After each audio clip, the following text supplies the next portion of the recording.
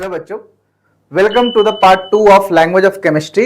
आई hope कि आप सब लोग जो पार्ट 2 देख रहे हो पार्ट 1 को देख कर आए होगे। मैं ऐसा इसलिए बोल रहा हूं कि पार्ट 2 को देखने से पहले पार्ट 1 लैंग्वेज ऑफ केमिस्ट्री का देखना जरूरी है, ताकि पार्ट 2 में जो हम पढ़ाने वाले हैं वो आपको अच्छे से समझ में आए। मैं ऐसा नहीं बोल रहा हूं कि आप पार्ट 2 का कुछ भी नहीं समझ में आएगा, ऐसा नहीं है, ठीक है। बट कुछ कुछ चीजें हैं जो बेसिक पार्ट 1 से लिया गया है, उसी पर डिपेंडेंट है। अगर आपका बेसिक केमिस्ट्री मजबूत है, ठीक ठाक है, तो आप डायरेक्ट पार्ट 2 भी देख सकते हो। अदरवाइज आप पार्ट 1 को देख लो, ठीक है। मैं पार्ट 1 का वीडियो लिंक इस वीडियो के डिस्क्रिप्शन लिंक में भी डाल दूंगा, आप वहां से जाकर देखिए। और अभी तक एक बार थोड़ा सा समराइज कर लेते हैं कि पार्ट 1 में हम लोगों ने क्या क्या पढ़ा। तो पार्ट 1 में हम लोगों ने पढ़ा, we have started with the very basic, है ना, डेफिनेशन ऑफ एटम से हमने स्टार्ट किया था पार्ट 1। और उसमें हमने जाना था कि इलेक्ट्रॉन, प्रोटॉन, न्यूट्रॉन क्या होता है, उनके प्रॉपर्टीज के बारे में समझे थे, उसके लोकेशन के बारे में समझे थे, ठीक है। एटॉमिक नंबर, मास नंबर क्या होता है वो भी जाने थे हम लोग। और फिर सिंबल क्या होता है, और यहीं से एटॉमिक नंबर से ही हम लोगों ने कैलकुलेट करना सीखा था कि एक एटम में टोटल कितना प्रोटॉन होता है, टोटल कितना न्यूट्रॉन होता है, इसका कैलकुलेशन हमने जाना था, ठीक है। इसके बाद हम लोगों ने देखा था कि एक एटम को कैसे रिप्रेजेंट कर सकते हैं in terms of their atomic number and mass number. और यहां से भी हम लोगों ने कैलकुलेट कुछ कुछ किया था, जैसे कार्बन का, सोडियम का किया था कि उसमें कितने प्रोटॉन्स हैं, कितने न्यूट्रॉन्स हैं, ठीक है। उसके बाद हम लोगों ने स्टार्ट किया था आयंस के बारे में, और आयंस को अच्छे से पढ़ा था कि दो तरह के एटम होते हैं, न्यूट्रल एटम और चार्ज एटम। न्यूट्रल एटम का मतलब जितना इलेक्ट्रॉन उतना ही प्रोटॉन होता है, ठीक है। चार्ज एटम में दो तरह का चार्ज होता है, cation anion, positive negative, gain करने से और लॉस करने से बनता है, वो सब हम लोगों ने देख लिया था। और यहीं से देखा था कि टोटल इलेक्ट्रॉन भी कैसे निकाल सकते हैं। यानी कि अब तक हम लोगों ने लास्ट टॉपिक में देखा था कि एक एटम के अंदर में कितना इलेक्ट्रॉन हो सकता है, इसका कैलकुलेशन हम लोगों ने जान लिया था, ठीक है। आपको एक तरीका बता देते हैं, क्योंकि अभी इस टॉपिक में इस वीडियो में हम लोग स्टार्ट करने वाले हैं इलेक्ट्रॉनिक कॉन्फ़िगरेशन से। इलेक्ट्रॉनिक कॉन्फ़िगरेशन का मतलब क्या होता है, आप समझो कि इलेक्ट्रॉन डिफरेंट सेल्स में होते हैं एक एटम के, और डिफरेंट सेल्स का इलेक्ट्रॉन को होल्ड करने की कैपेसिटी अलग अलग होता है। वो सारा कुछ अभी डिटेल में समझेंगे, लेकिन एक एटम के अंदर में टोटल कितना इलेक्ट्रॉन है ये पहले हमें पता होना चाहिए, ठीक है। इलेक्ट्रॉनिक कॉन्फ़िगरेशन करने से पहले आपको एक सिंपल सा चीज बता देते हैं। जैसे मान लेते हैं कि कोई एक्स एटम है, इसके ऊपर में n number of positive charge है। कितना है? n number of positive charge है, और इसका एटॉमिक नंबर कितना है? Z है, ठीक है। तो इसमें टोटल इलेक्ट्रॉन निकालने का एक शॉर्टकट तरीका बस ये है कि एटॉमिक नंबर जो इसका है Z, उसके साथ में ये वाला जो n प्लस का वैल्यू है ना, बस इस सिंबल को, साइन को उल्टा कर दो। प्लस है तो माइनस कर दो और n का n कर दो, यहां से आपका निकल जाएगा टोटल नंबर ऑफ इलेक्ट्रॉन, ठीक है। सिमिलरली अगर कोई एटम है जो कि नेगेटिवली चार्ज है, उस पर n माइनस चार्ज है, और उसका एटॉमिक नंबर भी क्या है? Z है, ऐसा कुछ, ठीक है। तो इसके अंदर अगर हमको टोटल इलेक्ट्रॉन निकालना है ना, तो क्या करेंगे? फिर वही चीज करेंगे, इसका एटॉमिक नंबर और ये जो साइन है माइनस में है, तो यहां पर हम क्या कर देंगे? प्लस और n का n। इस तरह से हमारा टोटल नंबर ऑफ इलेक्ट्रॉन निकल जाएगा। जैसे एग्जाम्पल के तौर पर मान लेते हैं कि मैग्नीशियम है, मैग्नीशियम पर कितना चार्ज है? 2 प्लस चार्ज है, करेक्ट। और इसका एटॉमिक नंबर कितना है? 12। तो इसमें इलेक्ट्रॉन अगर हमको निकालना होगा तो क्या करेंगे? 12 एटॉमिक नंबर में ये साइन को बस उल्टा करके रख देंगे और सॉल्व कर देंगे, हमें मिल जाएगा 10। क्लियर है? अगर नेगेटिव चार्ज वाला कोई चीज है, जैसे लेट सपोज कि हमारे पास कोई है वैल्यू, जैसे मान लेते हैं कि n पर है 3 माइनस, और इसका एटॉमिक नंबर होता है 7, नाइट्रोजन का आयन है ये। इसमें इलेक्ट्रॉन अगर हमको निकालना है तो एटॉमिक नंबर 7 में ये साइन को उल्टा करेंगे और माइनस की जगह पर +3 कर देंगे, और हमें मिल जाएगा 10 इलेक्ट्रॉन्स, ठीक है। आई होप समझ गए होंगे कि एक एटम में या फिर एक आयन में टोटल इलेक्ट्रॉन, टोटल प्रोटॉन कितने होते हैं। हाँ, ये तो चार्ज के फॉर्म में था। अगर न्यूट्रल हो तो क्या करोगे? यानी कि उसके ऊपर में कोई चार्ज नहीं दिखेगा, तो क्या करोगे आप? कुछ नहीं, जितना एटॉमिक नंबर है उतना ही उसका इलेक्ट्रॉन होगा, ठीक है। आई होप आप ये समझ गए, ठीक है। तो इलेक्ट्रॉनिक कॉन्फ़िगरेशन के लिए हमें बेसिकली ये पता होना चाहिए कि एक आयन या फिर एक एटम में कितने इलेक्ट्रॉन हैं। अब जब हम ये जान गए तो फिर आगे बढ़ते हैं। देखो आप समझिए, सबसे पहले हमको बांटना है। इलेक्ट्रॉनिक कॉन्फ़िगरेशन का मतलब क्या होता है ये समझ लो। इलेक्ट्रॉनिक कॉन्फ़िगरेशन का मतलब सिंपल मीनिंग होता है कि distribution of electrons in various energy levels. Energy levels का मतलब सेल्स, सब सेल्स। सब सेल्स बहुत आगे का चीज है, वो अभी हम नहीं पढ़ाएंगे, आपको सिर्फ सेल लेवल का पढ़ाएंगे। ठीक है, आप ये समझो नॉर्मल, जैसे हमने बोला कि ये एटम का ये न्यूक्लियस है, सेंट्रल पार्ट है जहां पर प्रोटॉन न्यूट्रॉन रहता है। तो हमें इलेक्ट्रॉनिक कॉन्फ़िगरेशन में प्रोटॉन न्यूट्रॉन से तो कोई मतलब है नहीं, हमें मतलब है सिर्फ इलेक्ट्रॉन से। और आपको हमने बताया था कि इलेक्ट्रॉन रहता है न्यूक्लियस के चारों ओर एक इमेजिनरी सर्कुलर पाथ में। तो इसी इमेजिनरी सर्कुलर पाथ को ही हम बोलते हैं सेल। ये अलग अलग सेल्स होते हैं अलग अलग डिस्टेंस पर फ्रॉम द न्यूक्लियस। ठीक है, बेसिकली हमने अभी 4 सेल बनाया। ठीक है, 4 सेल, इन्हीं सेल्स को हम बोलते हैं क्या, ऑर्बिट भी बोल लो। ये सेल्स हो गए या फिर ऑर्बिट हो गए, या फिर इनको एनर्जी लेवल भी बोलते हैं। एनर्जी लेवल भी बोलते हैं। अब समझो इसका नेमिंग है। तो पहला जो सेल है न्यूक्लियस के ठीक बाद वाला सेल, उसको बोलते हैं के, उसके नेक्स्ट वाले को बोलते हैं एल, और फिर एम, और फिर एन। ये कैपिटल में ही होता है। चाहो तो आप अल्फाबेटिकल लेटर से भी इंडिकेट कर सकते हो, या फिर आप चाहो तो नंबरिंग भी कर सकते हो कि ये पहला हो गया, ये दूसरा हो गया, ये तीसरा हो गया, और ये चौथा हो गया। यहां पर सेल को हम छोटा स्मॉल एन से रिप्रेजेंट करेंगे। तो स्मॉल एन का वैल्यू अगर 1 है, इसका मतलब वो कौन सा सेल होगा, के सेल होगा। देखो ध्यान से, एन का वैल्यू अगर 1 है तो वो कौन सा सेल, के सेल। एन का वैल्यू अगर 2 है तो एल सेल। एन का वैल्यू अगर 3 है तो एम सेल, और एन का वैल्यू अगर 4 है तो एन सेल, के एल एम एन। अब सुनो, अब यहां पर क्या होता है ना कि जैसे जैसे सेल का डिस्टेंस बढ़ता है न्यूक्लियस से, वैसे वैसे उसका एनर्जी भी बढ़ता है। ये स्टेटमेंट को बस याद रख लो। जैसे जैसे distance of the shell from the nucleus बढ़ता है, वैसे वैसे उसका एनर्जी लेवल भी बढ़ता है। अब जैसे एनर्जी बढ़ेगा वैसे वैसे उसका इलेक्ट्रॉन को होल्ड करने का कैपेसिटी भी बढ़ेगा। तो अगर हम बात करें एनर्जी ऑर्डर के बारे में, एनर्जी ऑर्डर के बारे में, तो सबसे नजदीक जो होगा उसका एनर्जी सबसे कम होगा।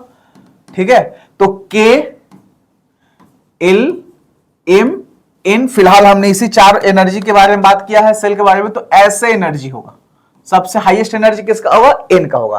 अब अगर हमको total number of electron find out करना है कि किस सेल में कितना होगा, तो वो हमारे पास फॉर्मूला है, टोटल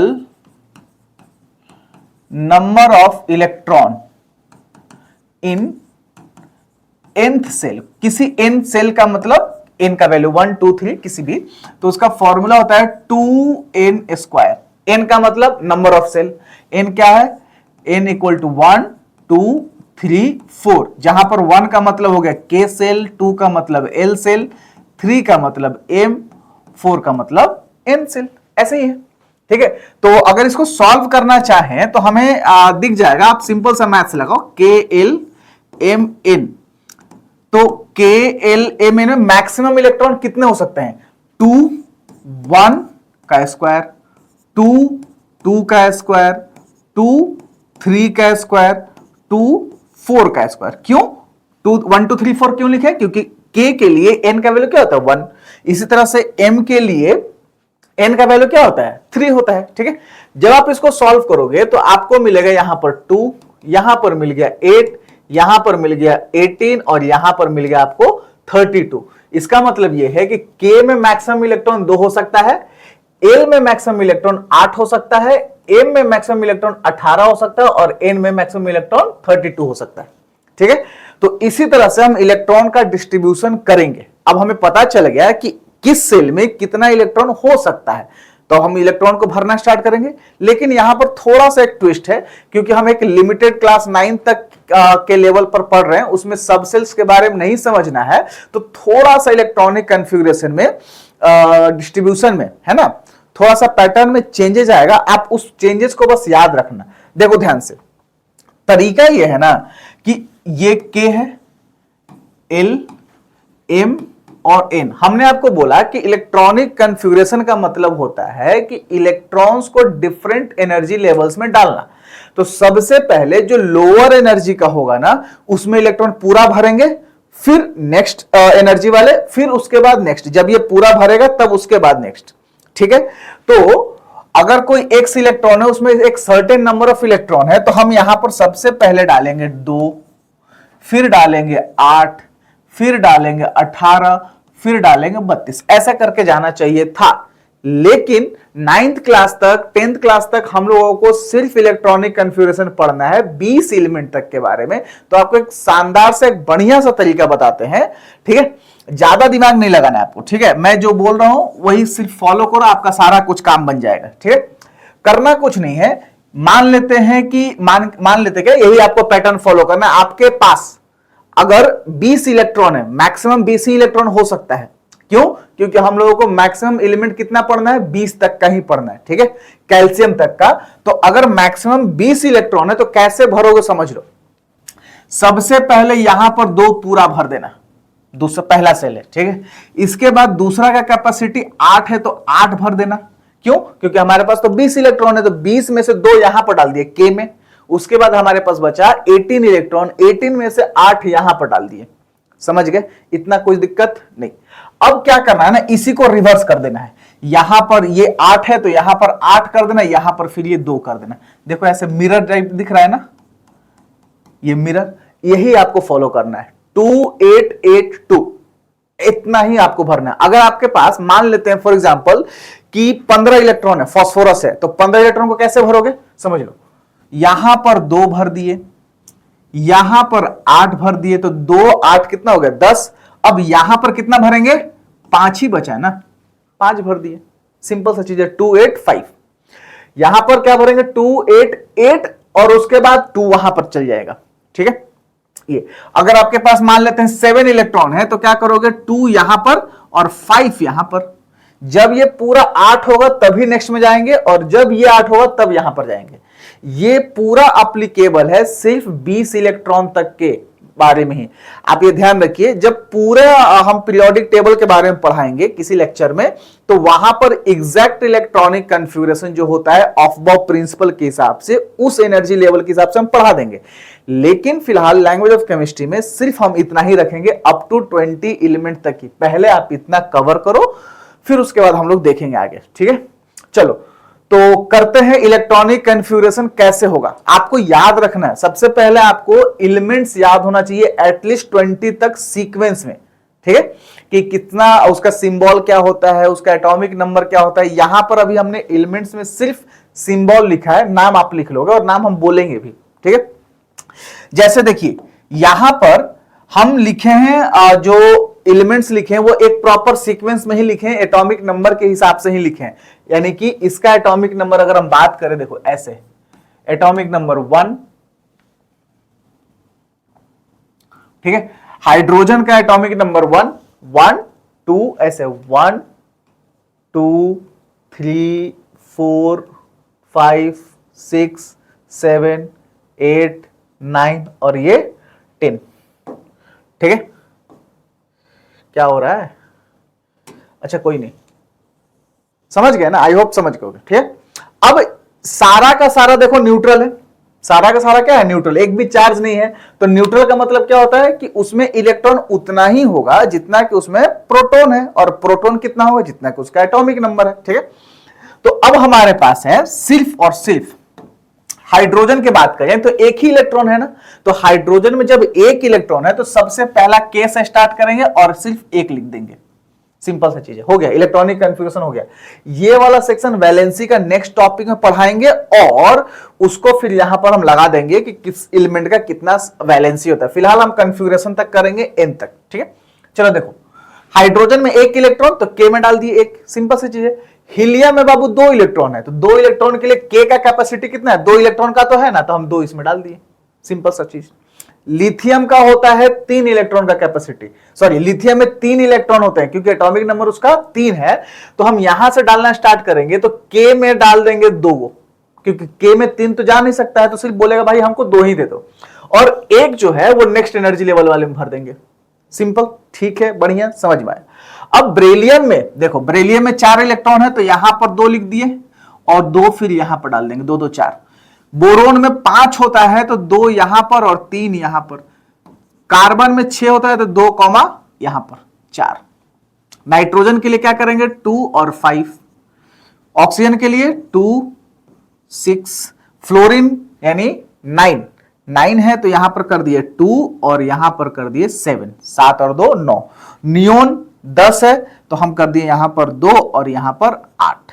देखो अभी तक यही पैटर्न आया, 2 8 हो गया। अब 8 के बाद हम नेक्स्ट वाले सेल में चले जाएंगे और यहां से स्टार्ट होगा। देखो एटॉमिक नंबर सोडियम का 11 12 13 14 15 16 17 18 19 20।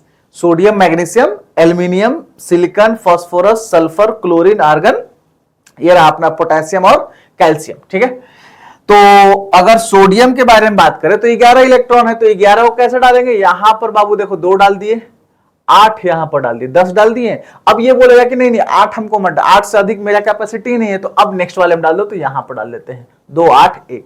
अब इसका कैपेसिटी हम आपको बताए थे 8 तक भर सकते हैं, 2 8 8 2।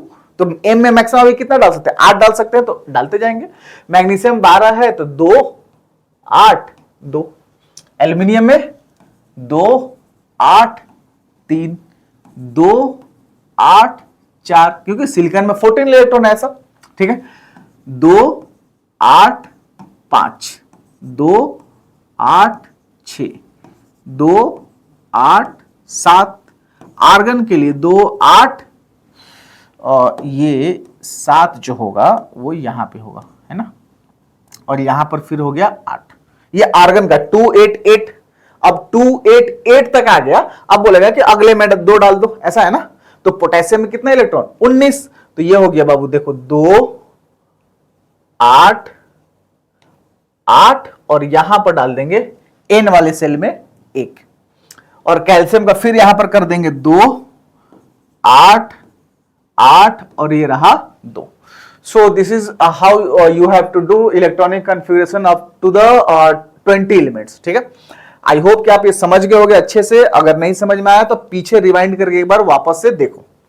ठीक है, ओके। इलेक्ट्रॉनिक कॉन्फ़िगरेशन के बाद में हम लोग चलते हैं एक नए टॉपिक की ओर, वैलेंसी। क्योंकि वैलेंसी का यहां पर जो सेक्शन है ये हमने छोड़ रखा है। तो वैलेंसी का मतलब क्या होता है समझो।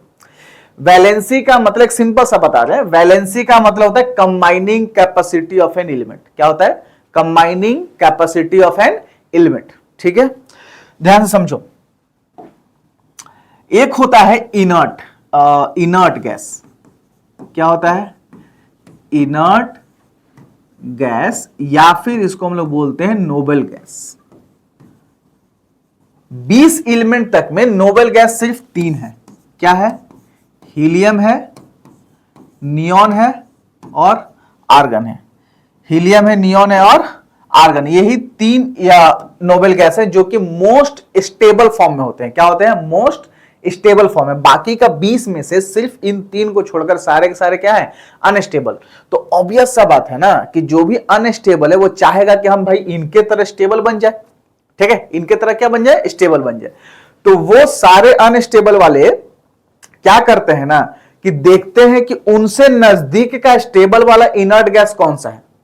जो एलिमेंट अनस्टेबल है वो देखता है कि उसके नजदीक का स्टेबल वाला इनर्ट गैस कौन सा है और अपना इलेक्ट्रॉनिक कॉन्फ़िगरेशन उसी स्टेबल इनर्ट गैस के जैसा करने का वो कोशिश करते हैं। फॉर एग्जांपल, जैसे मान लेते हैं कि नियॉन का कॉन्फ़िगरेशन होता है 2,8 और इसके नजदीक में है मैग्नीशियम जिसका कॉन्फ़िगरेशन होता है 2 8 और ये होता है 2। क्लियर है बात। तो मैग्नीशियम क्या सोचेगा ना कि हम भी भाई अपना इलेक्ट्रॉनिक कॉन्फ़िगरेशन चेंज करके नियॉन के जैसा बन जाए ताकि हम भी स्टेबल हो जाए। तो आप चेंज ये क्या करेगा, देखो तो दोनों में क्या डिफरेंस है। पहला में 2 है, इसमें भी 2 है, इसमें 8 है, इसमें 8 है, अब इसमें नहीं है, तीसरा सेल में नहीं है, जबकि इसके पास तीसरा सेल में है। तो ये मैग्नीशियम क्या सोचेगा ना कि भाई ये अपना हम 2 इलेक्ट्रॉन हटा देते हैं, 2 इलेक्ट्रॉन क्या कर देते हैं, हटा देते हैं। तो मैग्नीशियम क्या करेगा, अपना 2 इलेक्ट्रॉन लॉस कर देगा और जैसे ही लॉस करेगा तो उस पर लॉस का मतलब प्लस चार्ज, और कितना किया 2, तो Mg2+ बन जाएगा और ये बन जाएगा किसके जैसा, नियॉन के जैसा। ठीक है। तो इसी तरह से और भी सारे हैं, जैसे मान लेते हैं कि नाइट्रोजन है, तो नाइट्रोजन का होता है 2,5। अब ये भी नियोन के नजदीक में आता है, तो देखेगा कि मेरे में तो 5 है लास्ट में, इसमें कितना है 8 है, तो 5 को 8 बनाने के लिए क्या कर लेगा, गेन करेगा कितना इलेक्ट्रॉन का, 3 इलेक्ट्रॉन का, जिसके वजह से इस पर क्या आ जाएगा, n पर 3 माइनस, और ये फिर स्टेबल बन जाएगा। आई होप ये समझ गए। तो आप क्या देख रहे हो यहां पर कि कोई एटम लॉस कर रहा है तो कोई एटम गेन कर रहा है n नंबर ऑफ इलेक्ट्रॉन्स का, क्यों, ताकि वो भी नोबेल गैसेस के जैसा, नजदीकी नोबेल गैसेस के जैसा स्टेबल बन सके। क्लियर है ये चीज। अब इसी को हम बोलते हैं वैलेंसी, कि एक एटम का कितना कैपेसिटी है कि अपने इलेक्ट्रॉन को वो लॉस करा दे या फिर गेन करा दे। ठीक है, एक सेंटेंस बोल देते हैं, आप डेफिनेशन के नाम पर वैलेंसी का लिख लो, it is the number of loss electron और गेन इलेक्ट्रॉन, और एक और होता है shared electron. It is the number of loss electron, gain electron और share electron by an atom in order to attain the electronic configuration like nearest noble gas। ठीक है, तो ये रहा आपका वैलेंसी। तो हम बोल देंगे ना कि मैग्नीशियम ने कितना लॉस किया भाई स्टेबल बनने के लिए, 2, तो मैग्नीशियम का वैलेंसी हो गया 2। सिमिलरली नाइट्रोजन ने कितना गेन किया, तो 3 गेन किया, तो नाइट्रोजन का वैलेंसी कितना हो गया बाबू, 3 हो गया। ठीक है बात, ये समझ गए वैलेंसी। समझो तरीका क्या है निकालने का, मतलब एक शॉर्टकट बता दे, ये तो चलो एक्चुअल हो गया, शॉर्टकट बता देते हैं। ये वाला जो चीज दिख रहा है ना आपको, ये वाला लास्ट वाला, लास्ट में इलेक्ट्रॉन जो हम डालते हैं, लास्ट में इलेक्ट्रॉन, जैसे किसी का के में ही लास्ट हो जाता है, किसी का एल में लास्ट होता है, किसी का एम में लास्ट होता है, किसी का एन में लास्ट इलेक्ट्रॉन डालते हैं। तो सबसे लास्ट वाला जो सेल है ना किसी एटम का, उसको बोलते हैं वैलेंस इलेक्ट्रॉन। क्या बोलते हैं, सॉरी वैलेंस सेल, उसको क्या बोलते हैं, वैलेंस सेल। जैसे नाइट्रोजन सॉरी सोडियम मैग्नीशियम का वैलेंस सेल क्या है, एम है। देखो इधर पूरा अप टू आर्गन तक, यहां तक देखो, ये तो आया ही नहीं है, तो सबसे लास्ट वाला सेल क्या है, एम। पोटेशियम कैल्शियम का सबसे लास्ट का सेल क्या है, ये दोनों है, एन सेल है, तो इसको बोलते हैं वैलेंस सेल। तो पोटेशियम का वैलेंस सेल क्या है, एन सेल है, कैल्शियम का क्या है, एन सेल है, जबकि इन सब का क्या है, एम सेल है। सिमिलरली इधर आप देख लीजिए, इन सब का हाइड्रोजन हीलियम का वैलेंस सेल क्या है, लास्ट वाला सेल, उसको बोलते हैं के है, जबकि यहां से लिथियम से लेकर नियोन तक क्या है, एल सेल। तो वैलेंस सेल का मतलब सबसे आउटर मोस्ट सेल। ठीक है, और वैलेंस सेल में जिस एटम का जितना भी इलेक्ट्रॉन होता है, वैलेंस सेल में जिस एटम का जितना भी इलेक्ट्रॉन होता है उसको बोलते हैं वैलेंस इलेक्ट्रॉन। वैलेंस इलेक्ट्रॉन, तो हम बोलेंगे ना कि नियोन का वैलेंस इलेक्ट्रॉन कितना बाबू, 8, मैग्नीशियम का वैलेंस इलेक्ट्रॉन 2, नाइट्रोजन का वैलेंस इलेक्ट्रॉन 4। ठीक है, बात बढ़िया है। चलो अब आपको पता है कि वैलेंस इलेक्ट्रॉन क्या होता है, अब वैलेंसी निकालते हैं with the help of valence electron. अगर आप कॉन्फ़िगरेशन करना सीख गए अच्छे से तो वैलेंस इलेक्ट्रॉन पता ही चल जाएगा। ठीक है, तो अगर वैलेंस इलेक्ट्रॉन, देखो ध्यान से, वैलेंस इलेक्ट्रॉन का संख्या 1 है, 2 है, 3 है, किसी एटम का वैलेंस इलेक्ट्रॉन का संख्या 1 है, 2 है या फिर 3 है, तो उसका वैलेंसी भी वैलेंसी उस एटम का वैलेंसी भी क्या हो जाएगा, 1, 2 और 3 ही हो जाएगा। अगर किसी का वैलेंस इलेक्ट्रॉन 1 है तो उसका वैलेंसी 1, 2 है वैलेंस इलेक्ट्रॉन तो वैलेंसी भी 2, 3 है तो वैलेंसी भी 3। और इस केसेस में उसका जो चार्ज आएगा वो हमेशा क्या आएगा बाबू, प्लस में आएगा, हमेशा क्या आएगा, प्लस में आएगा। यानी कि ये वाले 1, 2, 3 वाले जो हैं वो क्या बनाएंगे, केटायंस बनाएंगे, केटायंस। और केटायंस को हम लोग बोलते हैं मेटल एटम्स। ये सब क्या होते हैं, मेटल के एटम्स है। अब मेटल के एटम्स है, यहां पर प्लस चार्ज बन रहा है, तो प्लस चार्ज बनने का मतलब क्या किया है, लॉस किया है। तो अगर एक वैलेंस इलेक्ट्रॉन है और वैलेंसी भी 1 है तो उस पर चार्ज कितना आएगा, +1, यानी 1 इलेक्ट्रॉन का लॉस करेगा। तो अगर वैलेंसी 1 के बारे में बात करें, वैलेंस इलेक्ट्रॉन 1 है तो वो 1 इलेक्ट्रॉन का लॉस करेगा, 2 है तो 2 का लॉस करेगा, 3 है तो 3 का लॉस करेगा और बनाएगा पॉजिटिव चार्ज।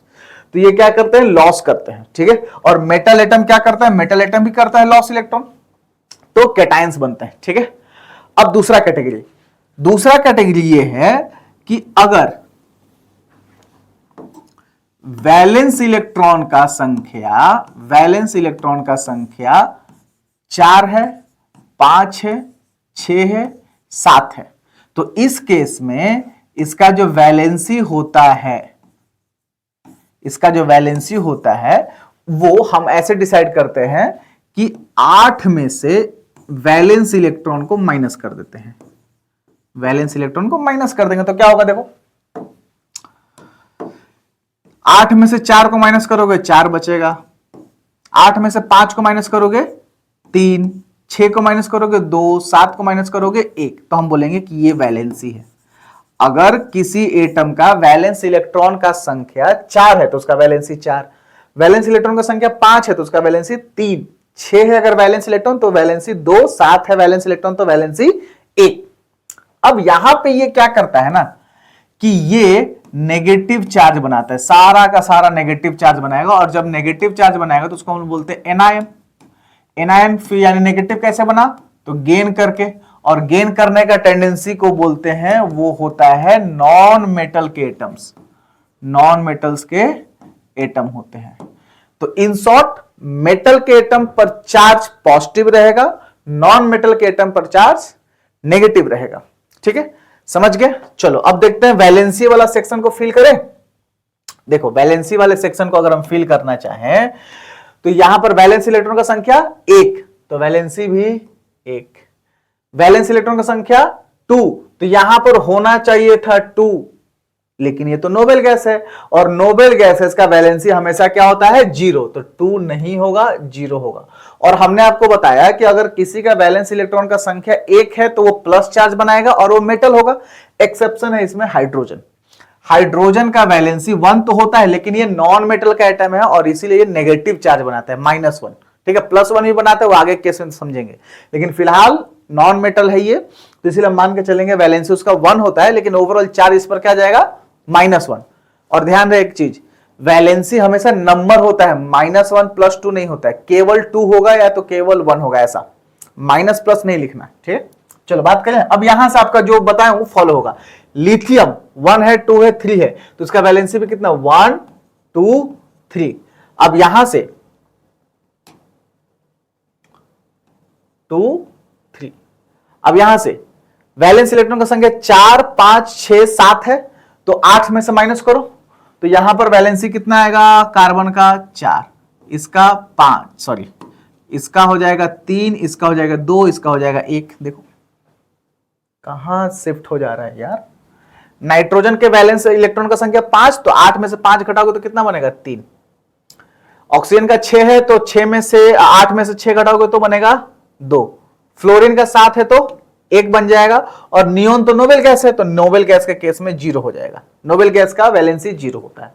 ठीक है, अब यहां पे जिनको आपने 8 से माइनस किया ना वो सब का सब क्या है नॉन मेटल है, तो हम बोल सकते हैं यहां पर कि लिथियम बेरिलियम बोरोन ये तीनों क्या है मेटल है, और बाकी कार्बन से लेकर फ्लोरीन तक वो सब का सब क्या है नॉन मेटल है। ठीक है, चलो देखो यहां पर भी फिल करते हैं। सोडियम, मैग्नीशियम, एल्यूमिनियम, सिलिकॉन है ना, तो यहां पर 1 2 3 है तो वैलेंसी भी क्या होगा 1 2 और 3 ही होगा वैलेंसी, और ये तीनों का तीनों क्या है मेटल है, प्लस चार्ज बनेगा। और यहां पे सिलिकॉन फास्फोरस अप टू कहां तक क्लोरीन तक कितना देखो 4 5 6 7, तो 8 में से 4 गया 4, 8 में से 5 गया 3, 6 गया तो 2 और 7 गया तो 1। आर्गन एक नोबेल गैस है तो इसका 0 हो जाएगा। यहां पर फिर पोटेशियम और कैल्शियम का आउटर मोस्ट का 1 2 है तो इसका वैलेंसी 1 और इसका वैलेंसी 2। ठीक है, वैलेंसी से क्या मतलब आप समझते हो, ऐसे समझ लो कि जैसे मान लेते हैं कि एल्यूमिनियम का वैलेंसी 3 है तो ऐसे लिख सकते हैं एल्यूमिनियम मेटल है तो प्लस और 3 वैलेंसी है तो 3, ऐसे Al3+ ऐसे लिखेंगे, है ना। पोटेशियम है तो पोटेशियम मेटल है तो +1 है तो 1 K1। कैल्शियम का क्या लिखोगे Ca2+। फास्फोरस का क्या लिखोगे P3 है ना, और ये है नॉन मेटल तो P3-। ये क्या लिखोगे S2-। ये क्या लिखोगे Cl-। ये सब ऐसे लिखना होता है। ठीक है, एक चीज कार्बन और सिलिकॉन जिसका वैलेंसी 4 है, फिलहाल कार्बन एंड सिलिकॉन शेयर करते हैं, गेन नहीं करते। जैसे आपने अभी जिसका माइनस लिखा और जिसका प्लस लिखा, प्लस वाला लॉस करके बनाया और माइनस वाला गेन करके बनाया, जबकि कार्बन शेयर करके बनाया। कार्बन ने क्या किया शेयर किया। इसका एक अलग सा टॉपिक है, वो अलग से हम ले लेंगे। ठीक है, फिलहाल आपको याद रखना है कार्बन ने 4 इलेक्ट्रॉन का शेयरिंग किया तो इसका वैलेंसी कितना हो गया, 4 हो गया। इसी तरह से सिलिकॉन के लिए भी आपको याद रखना है, सिलिकॉन भी क्या करेगा, शेयर करेगा। ठीक है, आप वैलेंसी समझ गए अच्छे से। तो इस वीडियो में इतना ही तक रहने देते हैं। बाकी का जो टॉपिक्स है जो बचा है लैंग्वेज ऑफ केमिस्ट्री में, उसको हम लोग देखेंगे थर्ड पार्ट में, जो कि बहुत जल्द हम आपके पास लेकर आएंगे। तब तक आप इस वीडियो के कंटेंट को आप अच्छे से समझिए, एंजॉय करते हुए पढ़िए। बाकी किसी भी कंफ्यूजन के केस में आप हमें कमेंट बॉक्स में कमेंट कीजिए। Thank you.